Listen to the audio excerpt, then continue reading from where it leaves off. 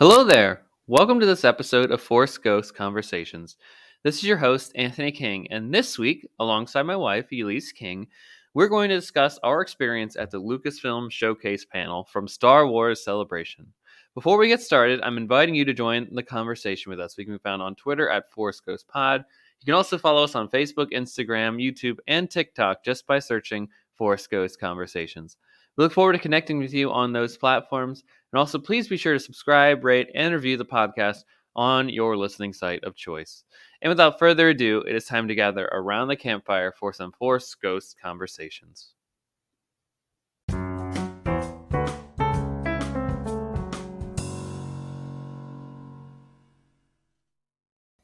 Okay, everyone, welcome back.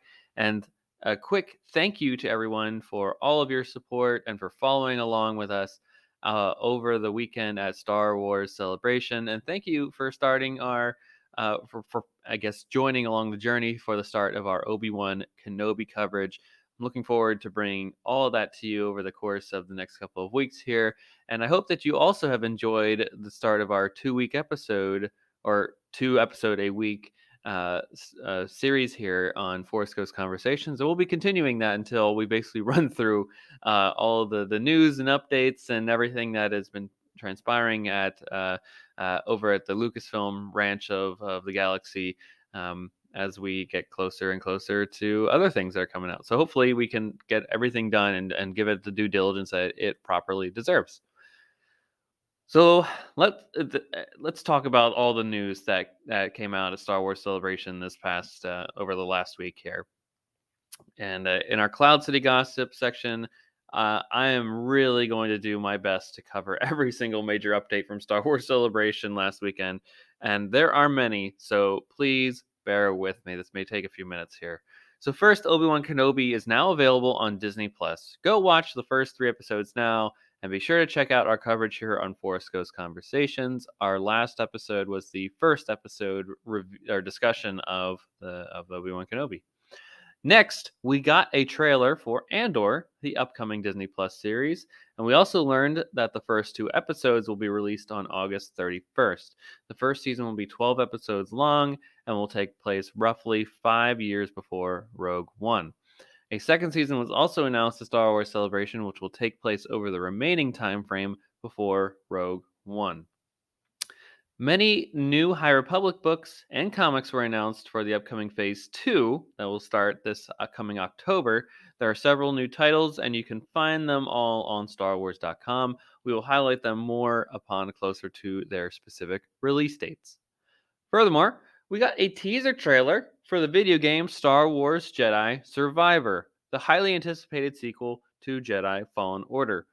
Although we do not have a specific release date yet, the title will hit consoles in 2023. We will cover the trailer on an upcoming episode of Force Ghost Conversations, so stay tuned for that. Next, a new announcement for a Disney Plus Star Wars show was featured at Star Wars Celebration. The show is titled Star Wars Young Jedi Adventures and will follow younglings as they are swept off into adventures and start their journeys on the path to becoming Jedi Knights, learning valuable skills for our galaxy and the galaxy far, far away. The show is set during the High Republic era and will debut on both Disney Plus and Disney Junior in spring 2023. For those LEGO fans out there, like myself, LEGO Star Wars Summer Vacation is coming to Disney Plus on August 5th, 2022.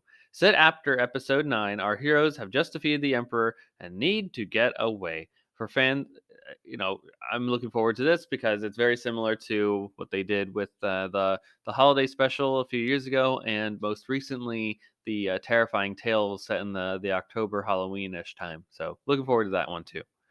For fans of Batuu and Galaxy's Edge at both Disneyland and Walt Disney World, Boba Fett and Fennec Shand are now characters that you can meet inside the parks.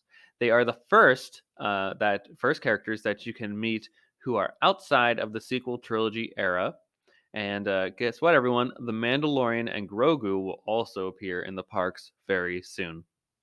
On the Marvel Comics side, readers can explore a new chapter in Jedi Master Yoda's journey with the Marvel Star Wars Yoda miniseries. Announced at Star Wars Celebration Anaheim, the new comic is set in the moments before Luke Skywalker's arrival on Dagobah in Star Wars The Empire Strikes Back.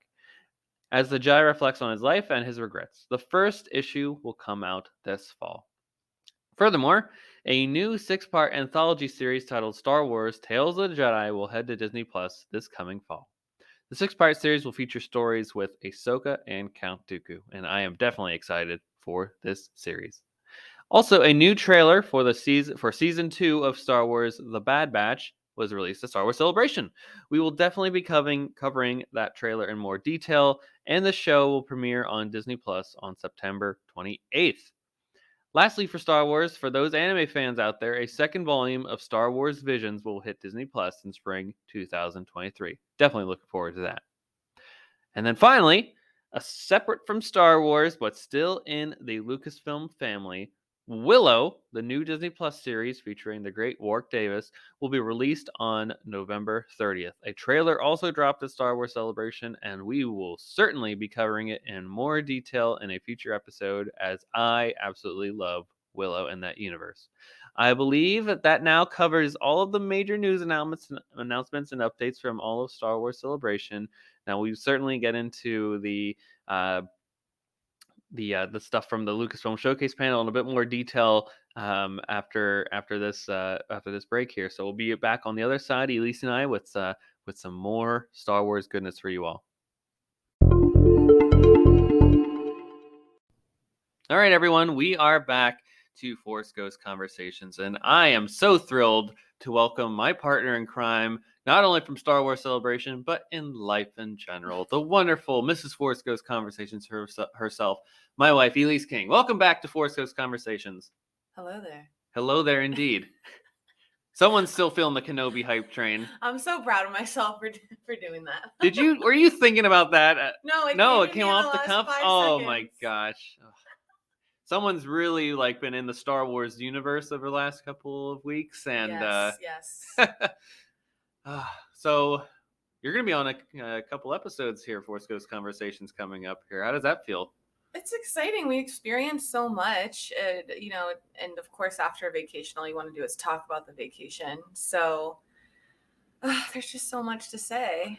Well, for the listeners at home, we'll be talking about our experiences at Star Wars Celebration Anaheim, as well as our experience at the Disneyland resort with Galaxy's Edge there. So we figured, why pack that all into one major big episode when we could break it out into a few little ones here, and then not over inundate people at once with stuff.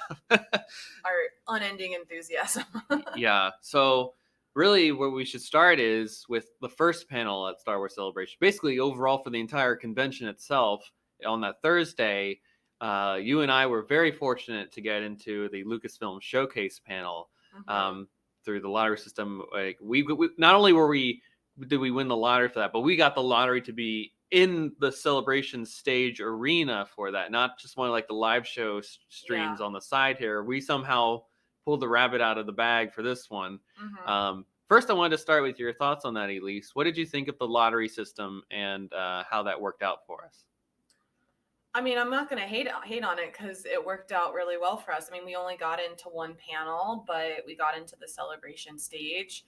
I know there are some people who didn't get into any panels, which would have been tough. I'm totally fine with the panel system. I just didn't like how they didn't film and stream those panels. Even if it was 1 or 2 hours after the panel ended, I feel like people at home, or even just people who didn't get the lottery, should have a chance to experience those panels as well. Agreed. That was a little disappointing there. Yeah. If there's any consolation, if you're on TikTok and stuff like that, I've been noticing that clips that people have been taking are available there. So, but that shouldn't be the place that you have to go to for that type of content. I agree on that front. Yeah, but otherwise, I mean, we put our time in. We sat in line for a couple hours, but I think we set the expectation that we would be doing that. Yeah, definitely. But it paid off because we got the comfy seats in this. We did. Not only did we learn, but we got good seats, but we also learned which seats that we want for later on at Celebration. So when we did other panels at the Celebration stage, we knew that these end seats were the good ones. We want these ones. And they were tiered, so you didn't have to worry about not seeing the stage. I was actually okay not being in the front. Well, especially after knowing how comfy those chairs were versus fold-out chairs that were basically put on the floor. Yeah. Like, oh, I can see good from here. Mm-hmm. I have no person obstructing my view in front of me. But I still feel close. I can see the video screens, right? If I really want that close-up image, I can hear everything perfectly. Yeah. It was great. Great. Yeah, I mean, I personally, it was nice that they had a separate entrance. They were very detailed in the emails for how to get there. Yes. And they were very clear on the directions for, like, you queue in this line, all right? You go here, you show your badges, and they was very, as far as I understand, and I think you probably would feel the same way too, it was very organized from a logistical standpoint for a lot of volunteers and event staff putting this together, seemingly, with a few weeks leeway, it seemed like. Yeah, as someone who's like done events before, I was kind of worried it was going to be overwhelming, but it was really chill. They answered your questions. They got you in line. They let you go get food if you needed to, and then you just chilled out. So it was, easy. Yeah, it wasn't like you had to stay in line. You could go to the bathroom. Yeah. Stuff like that. Yeah. And they had a nice DJ there playing random Star Wars club hits and stuff like that while we were standing in line, which made it a bit more bearable. And I learned to just sit down. I didn't have to stand. My pride taught me to. I left my pride at the door and I just sat down whenever I could. I think in our like recap of all of the rest of Celebration that we'll do later on, we'll do like some helpful tips and tricks for people later on. So make a note of all of those things as you're thinking through our experience again. Okay. So eventually we got into the room and we found our great seats. They've got like a hype man on stage and DJ again, another DJ set, getting us ready to go.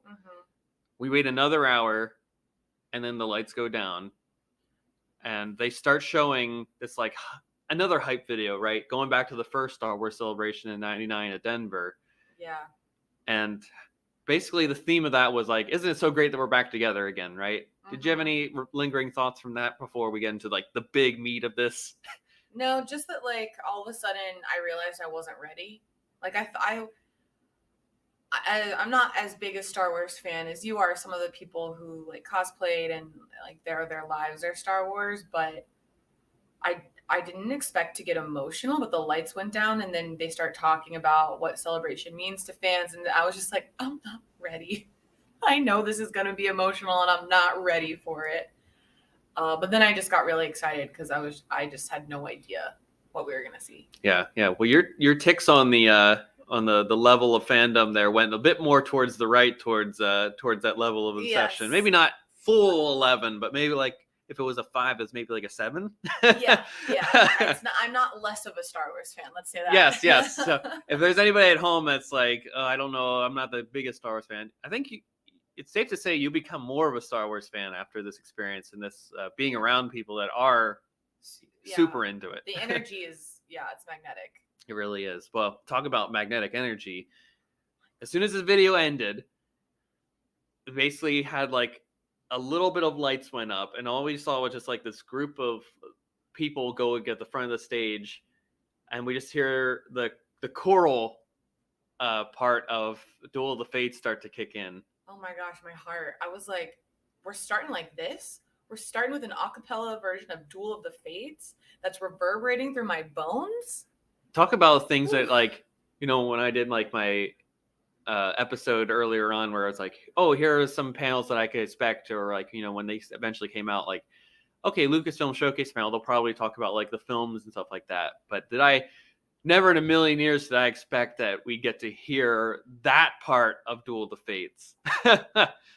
It was so powerful. It just reminded me like how music is so powerful, because it brought me back to all that moment in Star Wars and just the fraughtness of it emotionally. It was so good. A song that is it's always been there for Star Wars fans, but like, especially after like that Filoni speech from the gallery documentary that they did for The Mandalorian, where he's talking about the importance of that song, and when it plays, like, it's always about a choice, and especially for Anakin in his life, like, here are the two, the fates are the two sides of Anakin are really dueling for each other at this point. That song has really had a big renaissance, I'd say, in the last couple of years, and now that it was featured prominently in the Kenobi trailers before the show release, that was super cool, right? Yeah, it was just so powerful. What a way to kick off Celebration. If you weren't awake by that point, I don't know. that was the caffeine boost that you really needed to get you going. Yeah, the coffee didn't do the trick, but that sure did. Well, once that ended, the great Yvette Nicole Brown came out on stage, and she was basically our MC for this panel. She had great energy too. She did. We had seen her on a lot of like Disney stuff. She's in the family. Yeah, but she's such a great MC. She really like pulls good energy out of people on stage. It was fun to have her there. And also I think for us, we're like, we watch her on Disney all the time. Sure. And she's a big Star Wars fan. So she knows what, like, she's like, if I'm not up here, I'd be in the seats with you guys. Yeah, that was fun to hear. So the first group that came out in this, because basically they just pulled out groups of people and they maybe did like 5 to 10 minutes with them per whatever they were talking about. So the first thing that came out, rightfully so, was Obi-Wan Kenobi. Lead off with what's first coming out.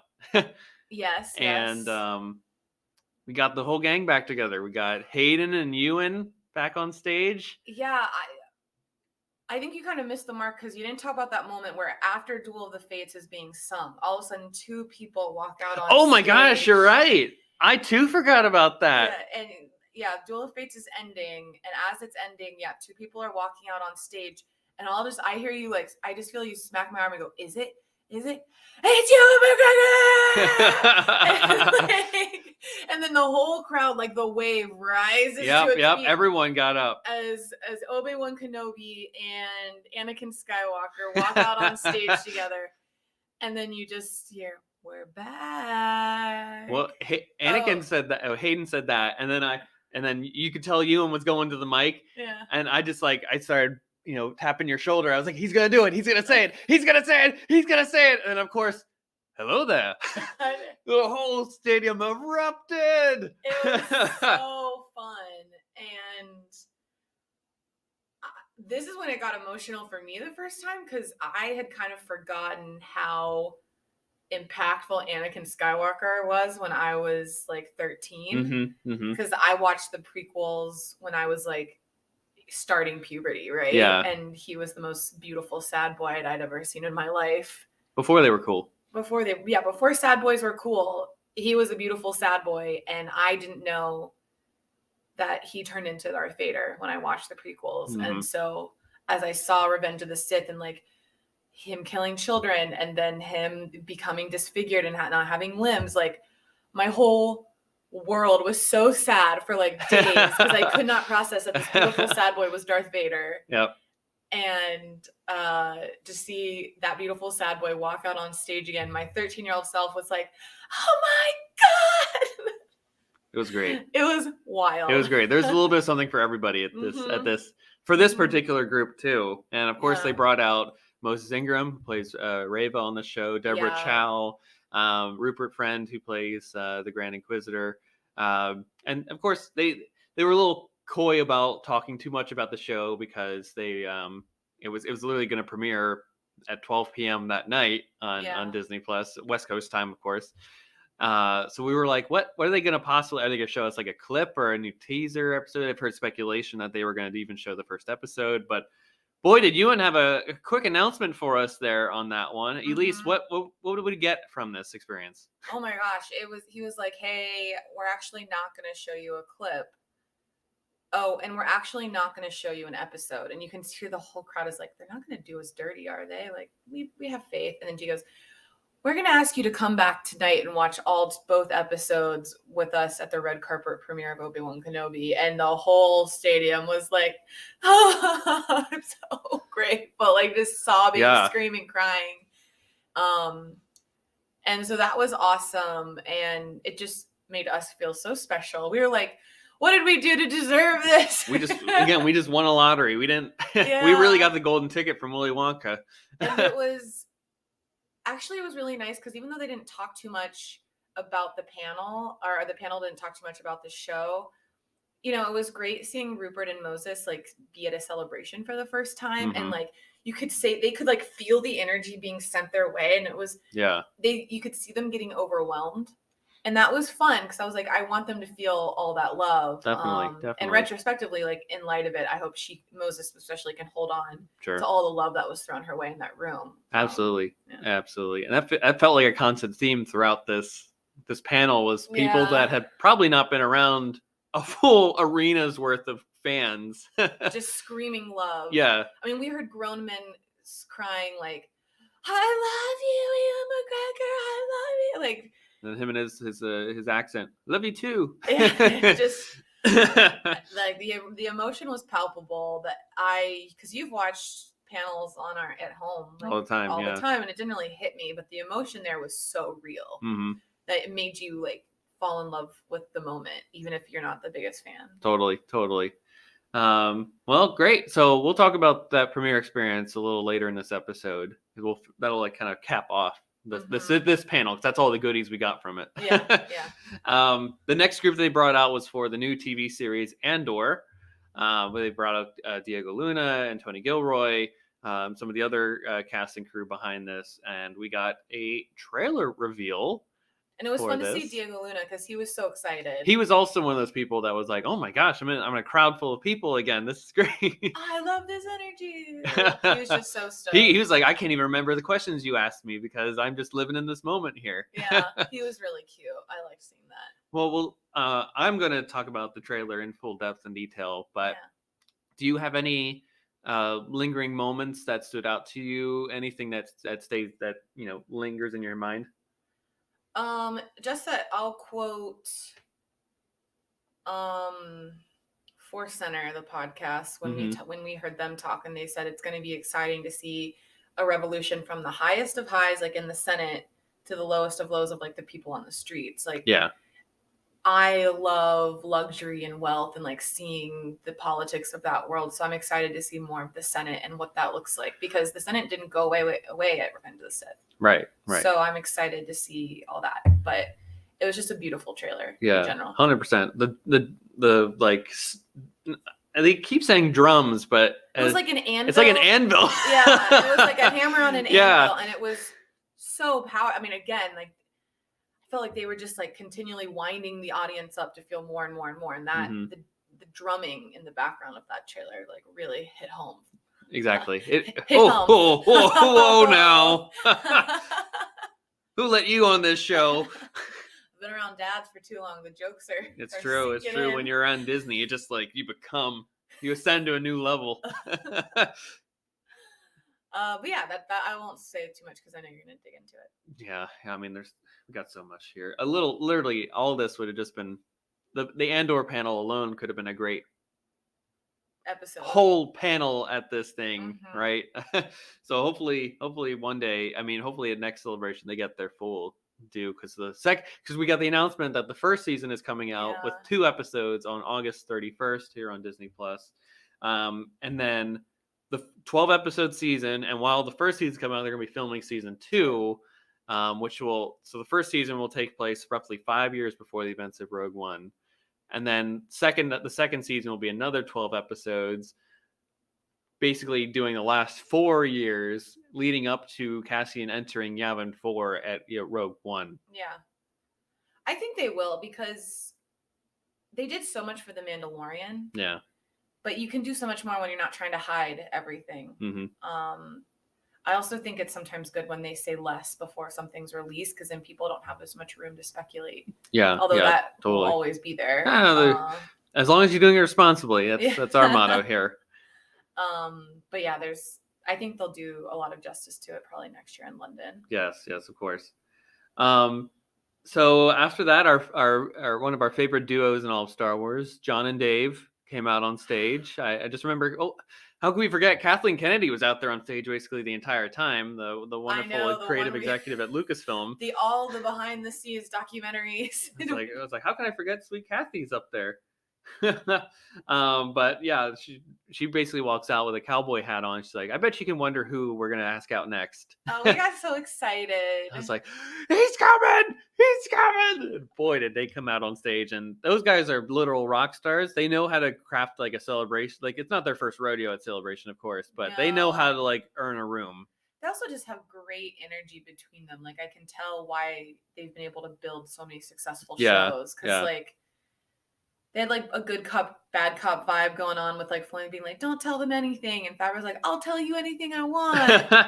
But it was just fun to see them on stage, especially just because they're just so integral to the Star Wars world right now. And I was like a little starstruck, I think. Yeah, very true. Very true. So they didn't have a whole lot for The Mandalorian season 3. I will say they gave away a lot more at their specific panel for that later on in Celebration. Sense. But we got a little clip. Yeah. A little teaser clip for season 3, which was really nice. Do you have any remembrances from that little clip there? Again, they just made us feel so special. They were like, we're not showing this to anyone else. True, they had guards up and down. They're like, do not film this. But they also like tampered expectation. Like, it's really rough shape, but we were trying to give it to you. And it was like the most gorgeous. I was gonna say, like, that was not. I was expecting like previs footage and stuff like that, like raw. Like, no, I've seen animatics that are worse than this. Like, this looked really, like, you could put that on the screen right now and I'd be pretty okay with it. Yeah, I know it's been like shared out a lot, but it was just fun. I love in The Mandalorian like the personal journey Din Djarin's going on, almost like a religious journey of what it means, what's his identity. And when Bo-Katan's like, that cult that you're a part of, I was just like, oh, all those internal dialogues are going to come to fruition, because now they've made the decision that Grogu's staying with him. Like, there's no more of that external like quest. But it was gorgeous. It was so fun to see. I'm fine not seeing more because I like to be surprised. But I can't wait for February. We're just spoiled for content at this point. Yep. They gave us the announcement that February 2023 will be the start of the Mando season 3. What's like the one image that stuck in your head the most from that? It was Bo-Katan on that throne. Oh, that was so badass. And then everyone was like, "Is that the Mandalore throne?" And I think we've all kind of like assumed that it's not. it's somewhere else, that she's kind of made like a Dragonstone kind of thing from Game of Thrones, where it's like a separate throne that someone's just kind of ascended to. Yeah. But I think Din said, "I'm going to Mandalore," so we'll get it. We're gonna see Mandalore in some way, shape, or form eventually in this season. I'm kind of okay if I don't get a glimpse of Mandalore until we actually start the show, just because I feel like that's something that could really hit home. I also feel like there's probably nothing really there, because they did blow it up. Pretty good. It's not gonna look like it did in Clone Wars, that's for sure. No, but I just say I don't want any. I'm fine with it. I don't want it to be spoiled. And I just that last line where Grogu was basically talking to Bo-Katan, and she's like, "You think your dad was the only Mandalorian," or something like that, and then she like shoots like a hole in the wall, and I think that's where it cut off. But I think, like, you know, if I'm speculating here, I imagine like an army probably of Mandalorians will probably come through. Yeah, it was. I will say though, Din Djarin's armor is super impactful in person. Like, all the cosplayers, every time it took my breath away. It was a little totally Bo-Katan and all that. Like, that was a little less impactful, I think, just because of how shiny Din Djarin's armor is. But I was like, I could see why you would think he's the only cool one, but I'm so excited that we get to see more of Bo-Katan. She's an interesting character. And speaking of seeing more Bo-Katan, we did get the announcement at this portion of the panel that John was basically like, "We're gonna over in this other building here at the convention area, we have what's called the Mandalorian Experience, which is, we basically loaded up all this props and screen used equipment and the costumes and materials, what have you, threw it onto a couple of trucks and drove them over here from Huntington Beach, where they film at the Volume, and set it up here. Basically, this is really nice museum level quality exhibit that we got to go to, which I think might be its own episode here." We looked at each other and we're like, what more can they give us? We're not ready. Our hearts can't take it. I think it was at this point you looked at your phone and you're like, "God, it's only 11:30. Like, we have an hour left. We have an hour of this panel left. What more could they give us?" I know. And that was so cool to see. I'm glad we made it over there. But yeah, we'll have to do a whole separate. Yeah, that's a whole endeavor right there. It was such a great experience. Well, John and Dave, The Mandalorian is not the only show that they're working on right now at Lucasfilm. there was a little bit about Ahsoka. Now, a lot more about Ahsoka was talked about at the Mando Plus conversation panel on the Saturday of Celebration. But we did get like a little video from Rosario, who portrays Ahsoka Tano, the road dog, as we call her affectionately here in this household, at least. I'm sure she loves that. I'm sure she does too. Basically, she's saying like, "I'm sorry I couldn't be there with you," which was a lie. She came a few days later. She was like, "I can't be there at Celebration with you this weekend. I'm so sorry." If we learn anything, it's that Star Wars loves to tease the fans. Don't believe what they say. They love to tease you. But she was in the outfit. She was in the makeup, and then had the Leku on, or not the Leku, but her tendrils, I believe, is what they're called. And she was only an hour away filming for Ahsoka. So the series is coming in 2023. They made that announcement. But that was basically it. Anything from the Ahsoka that you want to talk about? No, I mean, it's nice to see Rosario be there, but no, it was just, I'm fine. Again, I'm fine just waiting to see what happens. Yeah, good stuff. Well, John and Dave again are involved in another project here that was officially announced at this panel. We got the announcement of both the title, and we had John Watson and I believe the writer come out, who are going to be basically helping to produce this along with John and Dave. Is called Star Wars Skeleton Crew, which is basically set in this Return of the Jedi Mandalorian timeline, post Return of the Jedi Mandalorian timeline, which is kind of like a Stranger Things Amblin coming of age story in space for these like young ragtag middle school age 10 to 12-year-olds that we're going to grow up with them as they go through these couple of seasons here. At least any standouts from that portion of this? Just the possibility of what this show can be. I mean, it was funny when Filoni was like, I mean, we say kid show, but the Clone Wars was a kid show, and we had people's heads cut off. They said specifically, this is not a show for kids. Yeah, and I was like, Filoni, we trust you. Like, we're not going to not watch it just because it's animated. But True. Just the possibility of it, I think it'll be one of those things where it shows you how big the universe is, but then probably shows you that it's also small in the sense that we'll probably get a lot of cameos. Yeah. Or like run-ins with other characters. Oh, absolutely. The Mandoverse is open for now.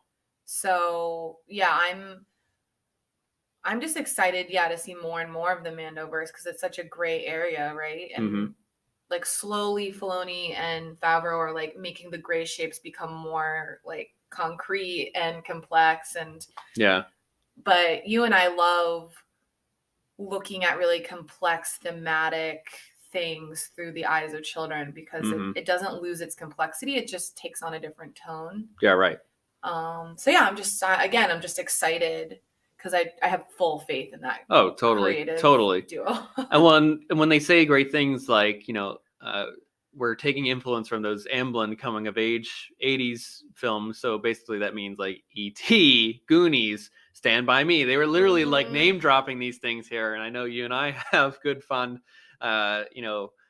memories and appreciation for those movies. So if they're going to bring that into the Star Wars realm, then I'm all for it. Yeah, can't wait. I'm all for it. Can't wait. And to steal a joke from our friends over at the Force Center, we did get the announcement that known child actor Jude Law is in the show. I feel like they put that out there at the end of the announcement about Skeleton Crew. Like the whole crowd was going to be in love with Jude Law, and like the crowd cheered. But it was like, well, all they did was talk about how it's like a ragtag group of kids, and then they're like, and we got one casting announcement, Jude Law's in it. And we were like, okay, like I don't think you need. I think that could have been something that waited. Like I just don't think it hit like they were expecting it to. I was like, cool. Well, we were almost desensitized at this point to announcements, right? If it wasn't going to be Hayden Christensen and Ewan McGregor walking on stage, like. Or Diego Luna, or Ahsoka, or the Mando season 3. Like, I'm sorry, Jude Law did not measure up at that point, but cool. I'm sure he plays like a mentor or a bad guy. He's, it's either or. Yeah, so we'll see. Yeah, agreed. Well, that really concludes all like the Star Wars stuff that was announced at this Oh, announced. Yeah. Yeah, with this, like, to bring out the various groups and stuff like that. Kathleen Kennedy comes out and is like, we have other things going on at Lucasfilm. We're not just a Star Wars production company. We've got some other things going on here. And you know what is one of them? Willow.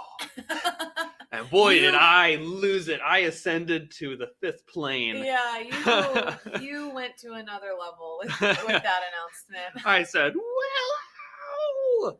Oh my gosh. Yeah.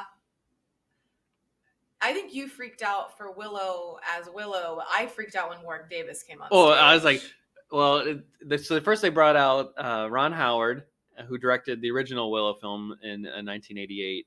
And then John Kasdan, who is writing the series for Disney Plus, and they were talking about the show and like what they were bringing to it, and Ron was reminiscing about making the film back in the day and how it wasn't a huge success, and now it's become like a cult classic over the last 30 years. And they're like, it was really hard to bring Warwick back into this because he doesn't really like do things on a whim. He has to have he has a reason for everything that he does, basically. And they're like, he couldn't be here with us this weekend, and we had tried so hard. And then like, wait a second. And then little do we know, he comes out on stage. I know. I was like, oh, Warwick Davis, you've been in every single movie that's important to my childhood. And you're here. He owned that stage. He really did. He was the boss of that stage. Yeah. But that was wonderful. And the series looks so good. And I just love seeing I don't remember her name, but the actor who was in Solo, the actor who's in Falcon Winter Soldier. I love her, and I can't wait for her to be back with Lucasfilm. Me too. Yeah, the actress's name is Erin Kellerman. Wonderful. Enfys Nest, our Enfys Nest, right? The crowd at Celebration really gave her a standing ovation. I mean, Ron Howard even, we haven't seen him since Solo.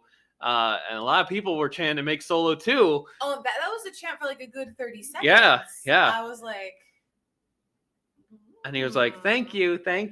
Power. He's like, another one, thank you. Another one, I'll take it.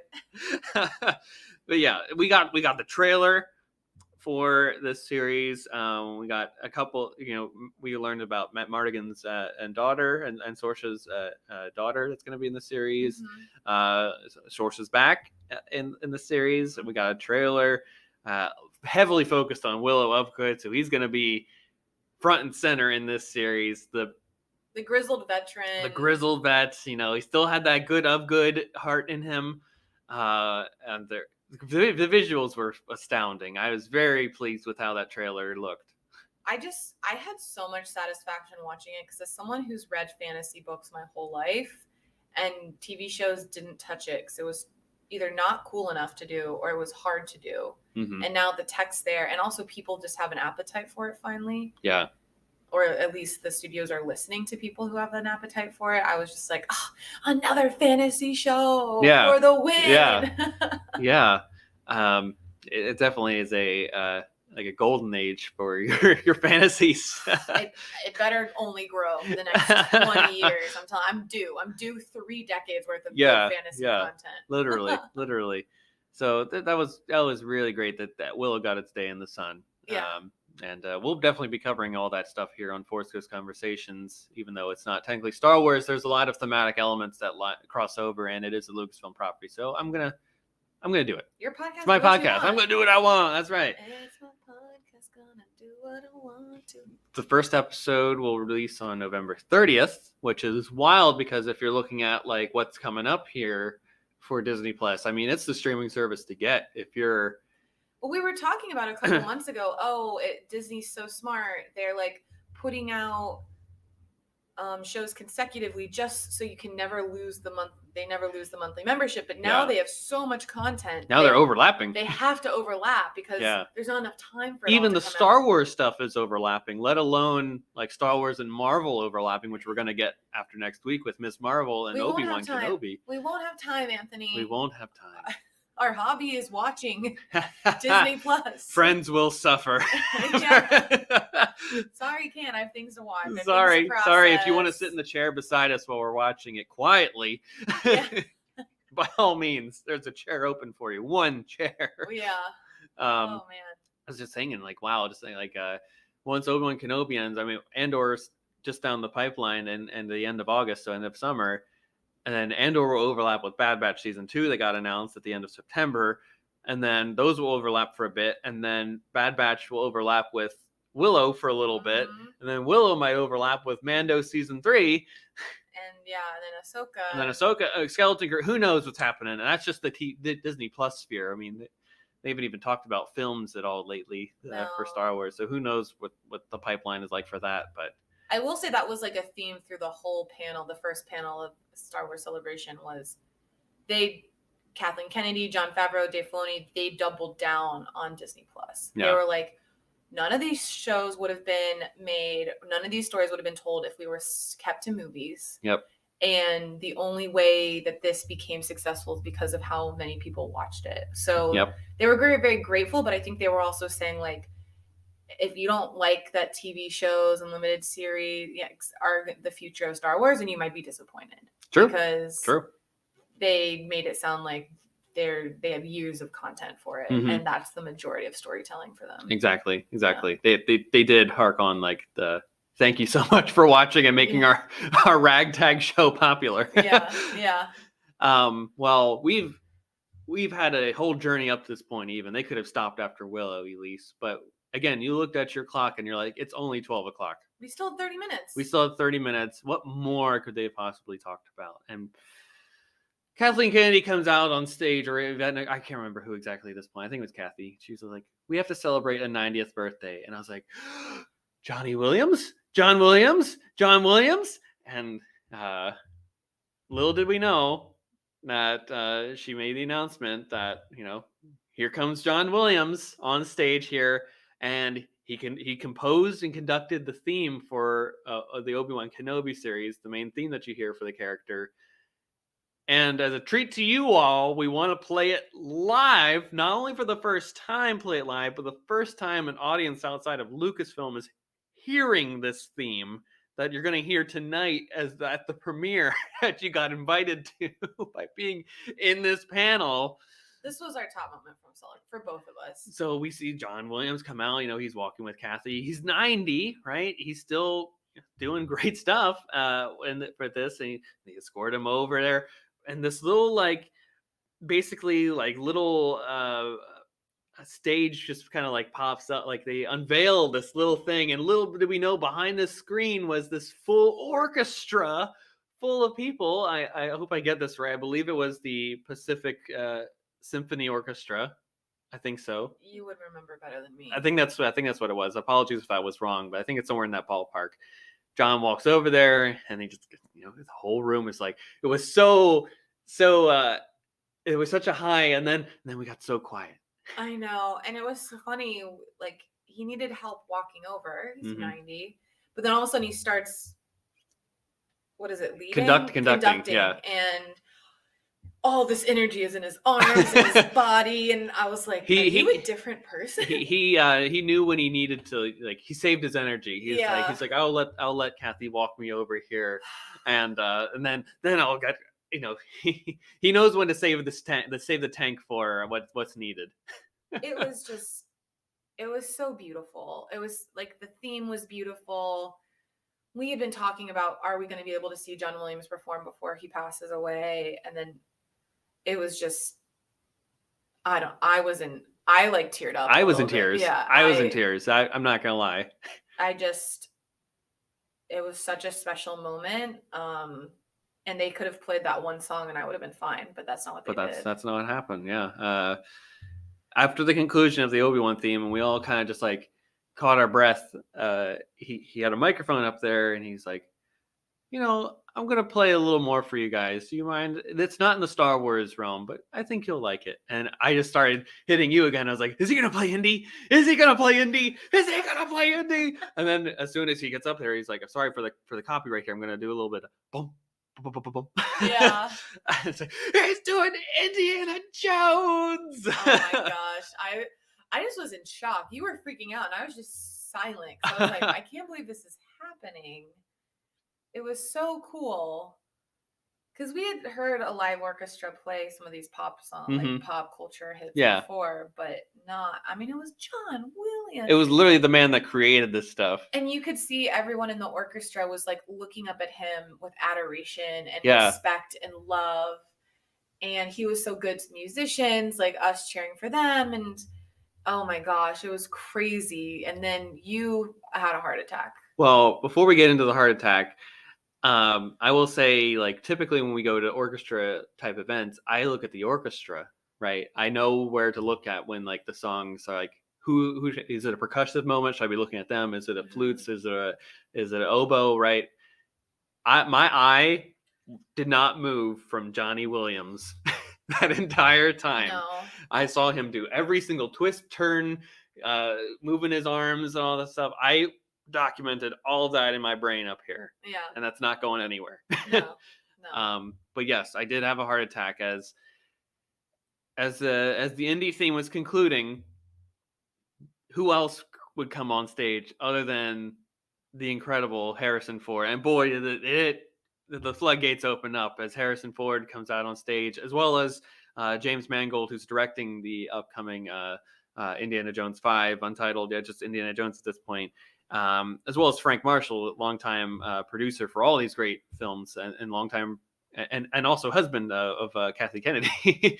So we just had some real star power in that room alone at this point, and Harrison gets to talking a little bit about how excited he is for the movie and how much of a wonderful friend that John has been over the last 40 years at this point for he said really nice his involvement. things. He was very, very complimentary. He was emotional. Harrison got a little emotional. He had to throw in a joke there about how this theme follows him everywhere, even in his colonoscopy.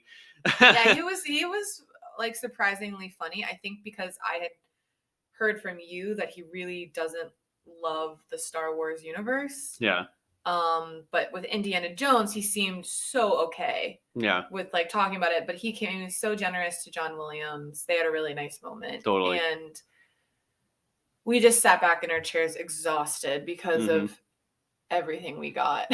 Yep, they confirmed Harrison.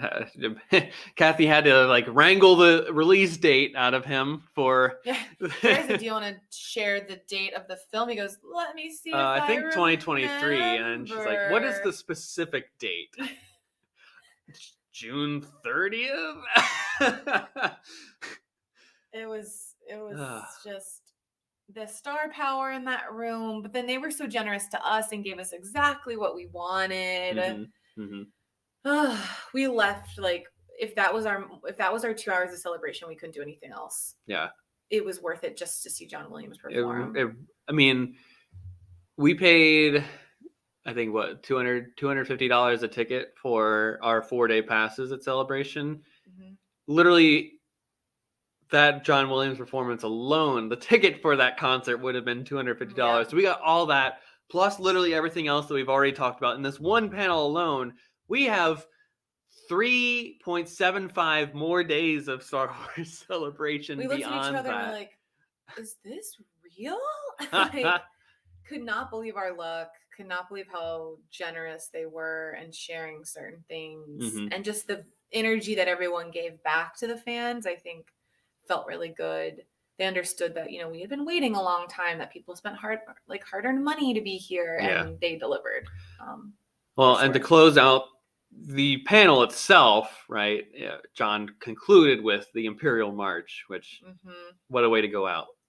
To hear Darth Vader's theme. Oh my gosh. And then to walk out and see a Darth Vader in cosplay, and you're like... Yes, yeah. Is this real life? I mean, gosh, we were in that arena for so long. You had to reacclimate to the sun once you got back. I know. And we came out and process. Literally, everyone was processing. You just saw on your faces, like, what had we just been hit by? Yeah. It felt... I've never felt more special in my life than having that gold bracelet on my wrist. Yes. So I could get back into the premiere. I was like, please do not lose this. Please do not lose this. Please do not lose this.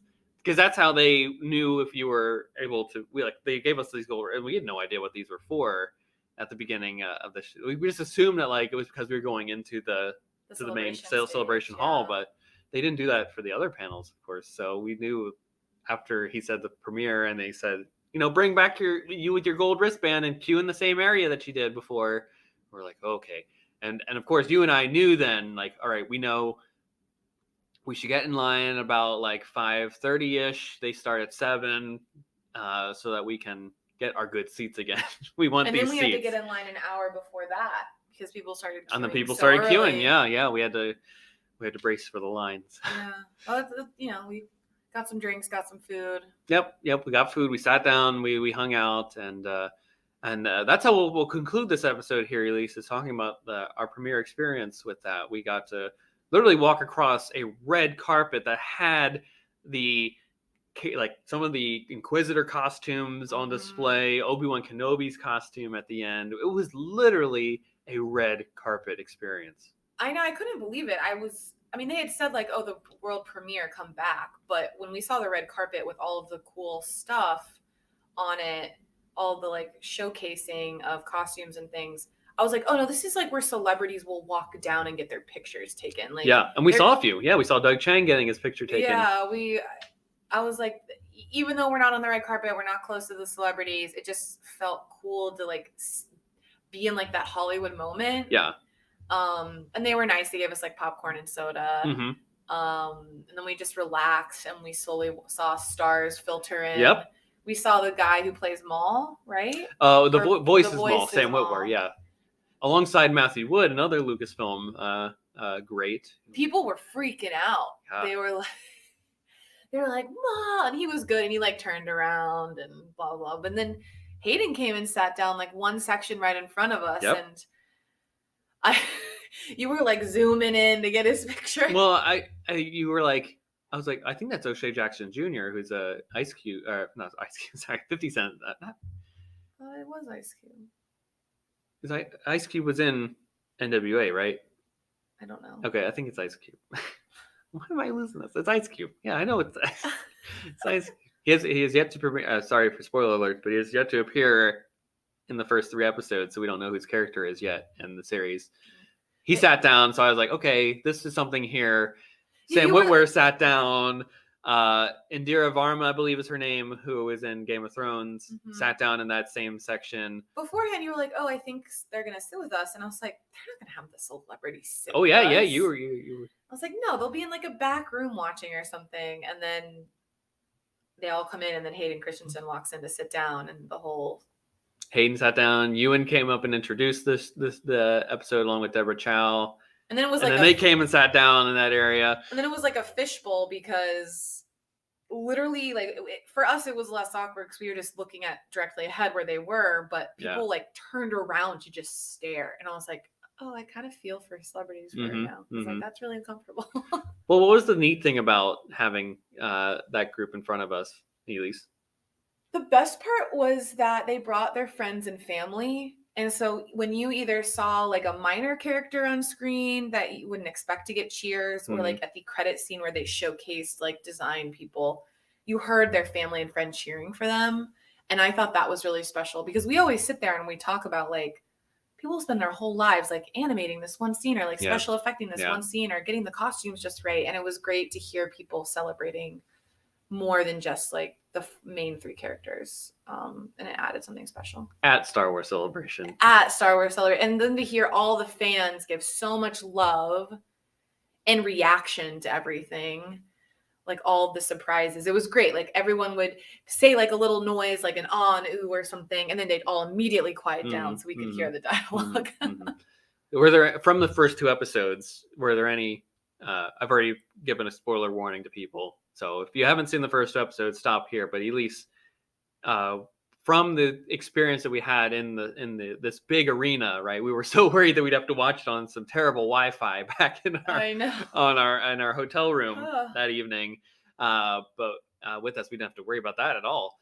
Was there anything from those first 2 episodes that really stood out to you in this arena experience that you were like, wow, at home, like that would have been not as impactful? I mean, I think Leia yeah, showing up on screen for the first time, like the reaction in the audience was just shock and awe. Mm-hmm. Mm-hmm. And that was, I mean, it would have been cool to, like, we would have been shocked and awed in our living room, but to hear the whole crowd, like, take an inhale and then, like, all release at the same time. Yeah. I thought was, I mean, we saw Obi-Wan the first time. There's a lot of reactions the crowd had, but I think for me, Leia stood out because it was the biggest surprise. I think aside from Leia, the three that really stand out to me is the first Order 66 scene. That was the gut punch that people were like, "Oh my gosh, we're already thrown back into this." I already blocked that from my memory because it was so. My heart just stopped. Number 2 would be the wink and smile at the camera, basically, where Obi-Wan just kind of casually through his robes shows his lightsaber again at the end of the first episode. For me, I was like, what are you doing? You're so casual. Just throwing that lightsaber around, dude. Keep it hidden. Keep it safe. It's the visual cue to the audience that he's accepted the hero's journey call. Reluctantly, yes. And then finally, the big kind of ooh moment would be the Anakin is still alive. Cut to Vader in the back to tank. Hayden Christensen's eyes glaring right at you. Again, there's so many moments that was nuts. Yeah. Seeing how scared Obi-Wan was was so powerful. And then poor sad boy. Poor sad boy. Literally, he burnt. The saddest of boys at this point. He's saddy. He's a saddy. But yeah, it just brought every emotion to a new level because of how everyone was experiencing the same thing at the same time. Absolutely. And we all didn't have to go home and bum on our Wi-Fi's to watch it. Although a couple days later, I was like, you must download the episodes. We're watching them again. We're watching them again. And we watched them basically 3 times since. So, yeah. Well, and last thing I want to talk about is they brought the entire major cast and crew up on stage again. And little did we know, our friend, not our friend, but I feel like he's our friend in a way. He's did so many things that we've loved over the years. Senator Santos? President Santos. Yes, President Santos. Jimmy Smits is up on stage there. Oh, my heart got He's like, and Jimmy Smits, and he just comes out and he's waving. So excited. Yeah. He's like, just waving. He's like, I couldn't show up because I'd be a spoiler. I know. So they were just in the back, him and Leia. And little Leia came out too. Right? Yeah, Vivian. She celebrated her birthday yesterday. I hope it made me happy, just kind of like with Moses, that that her first Star Wars fandom memory is people screaming it's positive. at her. It's positive, yeah. From a stadium of so much love. That was everyone was just so excited. You know, it was fun to see even the stars excited. Everyone, you could tell, was a labor of love putting the show together, and that the cast and crew really, really had a great time being together with each other again. We've seen throughout the interviews, throughout the press tour, at Celebration, at both panels that we went to where we saw both of them, Hayden and Ewan have a bromance. Yes. Yes. And I will say, Ewan McGregor gave a lot more fan service. Hayden just has so much presence and history with that. He just stands there and says 6 words and everyone loves him. It's very Vader of him. He's very reserved. Yeah. But it was still a cool dynamic. But they felt so comfortable with each other that absolutely it was a little. Absolutely. It was fun to watch. Well, and then as we walked out, they gave us a poster. I know you love posters, so you were like, "It can't get any better," and I was like, I'm emotionally drained. I must process what just happened. We got a second one for my brother-in-law, Joe.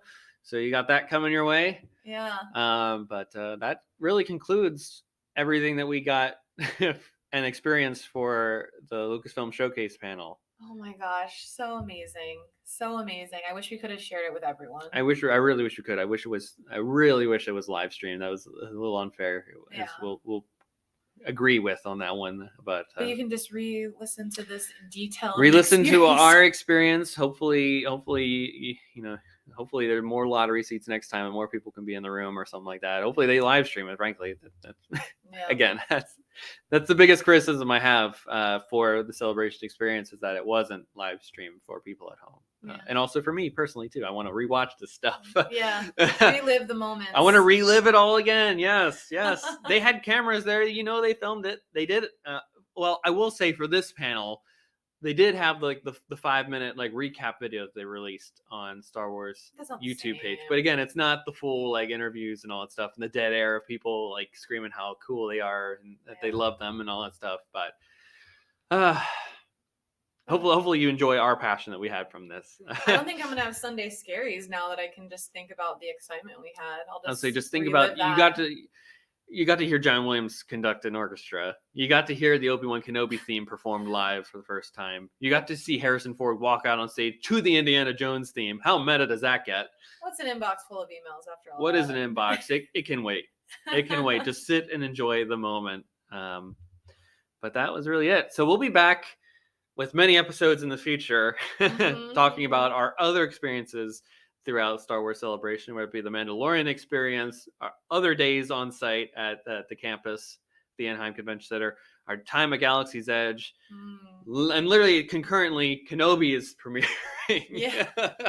So we're spoiled for our riches here at Star. Content on content. I mean, we got a Bad Batch Season 2 trailer. We got Andor trailer. We didn't even talk about. We got an Andor poster too from this thing. We went to a lot to talk about. So stay tuned here on Force Ghost Conversations. We be sure to follow all of us on the social media channels. You can catch up with all. I tried to be as best as I could and keeping you all up to date with stuff that we were doing at Star Wars Celebration. So I was taking a lot of pics here and there. So just keep tuned with that. If I'm feeling sad and missing Celebration, I'll post a pic or something like that. But yeah, follow us on all the social medias: Twitter, Instagram, Facebook, TikTok, YouTube. We're all there. Elise, would you like to plug anything while you're here? Nope. No. Okay. Force Ghost Conversations. I was gonna say, in case anyone wanted to follow you specifically on Twitter. Oh no, just like my tweets. Like your tweets every now and then. I believe your handle is eking418. EMKing418. Sorry, I get it confused with other things that are eking or emking. Yeah. All of my passwords. Don't all the things. Yes. So be sure to follow Elise. She showcases or highlight features all the Force Ghost Conversation stuff here and there and adds her own commentary, and we really appreciate it here. But that's it. We'll be back next week, sometime next week, talking about the second episode of Kenobi. So be sure to be on the lookout for that. But thanks again, Elise, for coming on the show. May the Force be with everyone, and Elise specifically, I love you more than most. Bye.